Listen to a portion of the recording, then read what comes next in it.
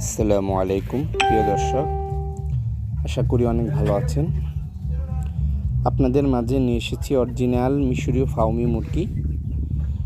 এই মুরগিটার বয়স 3.5 মাস।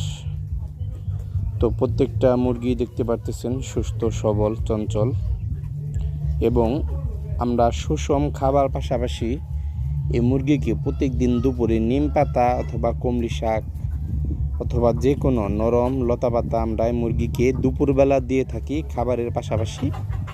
আপনারাও দিতে পারেন।